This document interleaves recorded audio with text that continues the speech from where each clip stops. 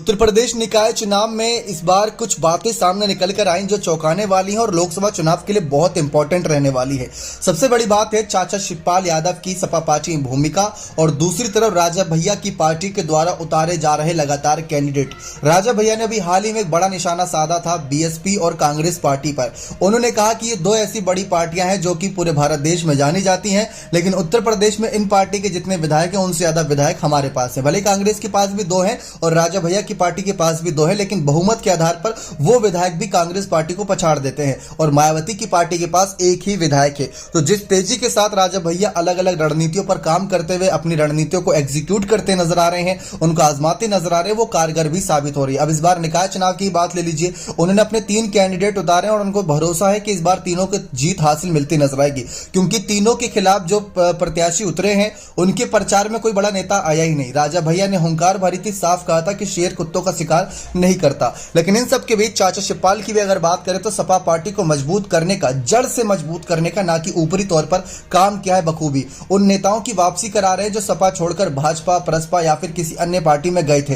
तो उन नेताओं की वापसी अब सपा पार्टी में हो रही है और सवाल इन सब के बीच अब गठबंधन को लेकर भी हो रहा है कि गठबंधन किन किन पार्टियों से होगा, क्योंकि जब नेताजी थे तो नेताजी के रहते आप सभी को याद होगा जब मायावती की सरकार में राजा भैया को जेल के सलाखों के पीछे डाला गया था, तो राजा भैया की इंपॉर्टेंस जानते हुए, उनकी महत्वता जानते हुए सबसे पहले नेताजी ने ही जाकर उनको, जब सरकार बनी थी तो जेल की सलाखों से बाहर लेकर आए थे। चाचा शिवपाल की सोच भी नेताजी की ही तरह है और चाचा शिवपाल को मान सम्मान भी नेताजी की ही तरह मिलता है, क्योंकि उनको छोटे नेताजी कहकर पुकारा जाता है।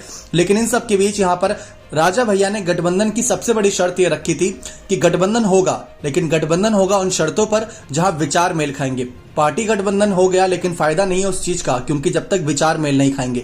तो चाचा शिवपाल उन नेताओं के साथ वापसी करा रहे हैं जो नेता सपा छोड़कर गए थे। उन पार्टियों को भी कहीं ना कहीं जोड़ने का काम कर रहे हैं जो नेता साथ छोड़ दी, जैसे ओपी राजभर की पार्टी बात कर ले, पल्लवी पटेल ने इस बार निकाय चुनाव में अपने कैंडिडेट उतारे, राजा भैया ने अपने कैंडिडेट उतारे। तो लोकसभा चुनाव सर पर है और ऐसे में बीजेपी से लड़ाई लड़नी है, और अगर बीजेपी से लड़ाई लड़नी है तो बाकी सभी पार्टियों को साथ लाना होगा। लेकिन राजा भैया की पार्टी तो इस समय बीजेपी के साथ भी गठबंधन के लिए तैयार है, क्योंकि राजा भैया ने ही सवाल का जवाब देते हुए कहा था कि अगर विचार मिलेंगे तो बीजेपी के साथ भी गठबंधन हो जाएगा। लेकिन आपको क्या लगता है, क्या चाचा शिवपाल हुकुम का इक्का साबित होंगे? क्या राजा भैया को साथ ला पाएंगे? क्या अखिलेश यादव और राजा भैया के बीच जो 2022 के विधानसभा चुनाव के बीच खटास पैदा हुई थी, क्या उसको दूर करके साथ यहां पर कभी नजर आएगा इनका? अपनी राय कमेंट सेक्शन में रखिए। क्या सपा और राजा भैया की पार्टी को साथ आना चाहिए या नहीं? बहुत बहुत धन्यवाद।